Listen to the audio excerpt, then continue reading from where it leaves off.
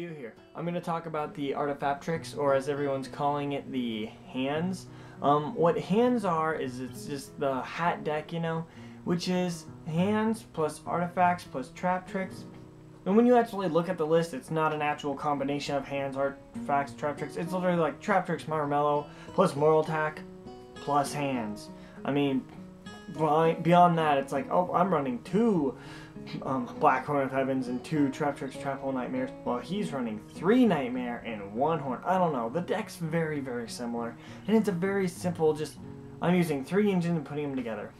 Which is, I mean, even I was doing this before the deck actually became popular. I was taking like Fire Fist and hands and stuff like that and trying to mix it, and wind-ups and hands and artifacts. I don't know, and just trying to mix it for fun, right?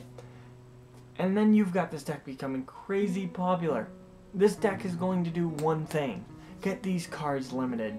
I think that the deck is not good for the game. I think it's not unfair in any way, shape, or form. It's a really good idea, and I think it's really, really cool that somebody was able to do it, because it says, we've got hands which take care of cards that are on the field. Artifacts which take care of when my opponent tries to hurt me. So this gives them a sense of fear. They're not going to touch me, and when I feel like trying to win, I will pull these cards out, destroy your cards without targeting and such, and be able to move on with my game and not have to worry about it.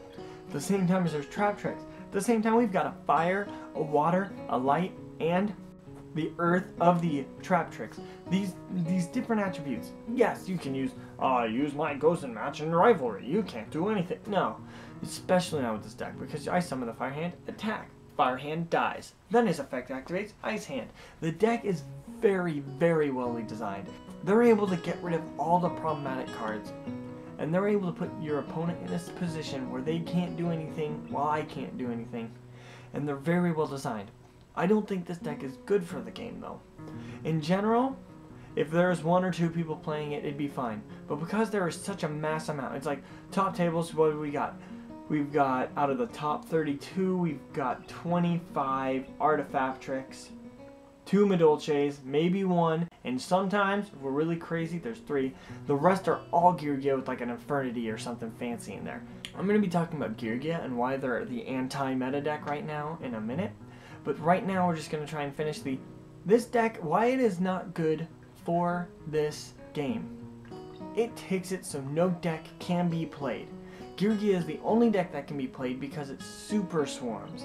And then you've got this deck right here which says, you can't use your monsters. And when you try to use your monsters, I will destroy your monsters. And when you try to destroy my monsters, I will stop that and be able to keep on killing you. The deck is very well it's like, you destroy my hands, I destroy your cards. You destroy my back row, I summon cards to destroy your cards. When you try to finally do combos, I destroy my own cards to special summon my Scythe, and you can't do things. And yes, people are playing one Scythe. Some people aren't, but I saw a lot of people going with the main deck. You've got the 3 and the 1, and then the 1, and that's their artifact engine with the 3 Sanctum and the 3 Spell, and that's what they're doing there. You got your Traptrix, where they're running 3 Marmello and only 3 Trapholes. Can you explain that to me in the comment section below? I mean, I've always thought if you're running 3 Marmello, you should be running at least 4, if not 5 Trapholes, because otherwise you've got a completely pointless 1,600 attack point monster. When you summon it, nothing happens. It's like, yay! Anyways, I really think that this deck was not meant to ever be a deck. It was literally just good cards. Somebody's like, I've always wanted to be able to stick good cards together, and these ones are the only ones not limited by anything, so I can combine them, and we've got this stack of cards that says, screw you, you know? It's bad for the game. As much as, I mean, a lot of people don't like it when people say things are bad for the game like this, but honestly, can you, right now, tell me in the description below, or comment section below, do you think the artifact hand trips or Traptrix are bad for the game? If so, tell me below. If you think that it's really good for the game, I don't care if you play it. If you play it, then you should honestly know this. Do you think that this deck, or this stack of cards, or whatever you want to call this, is good for the game?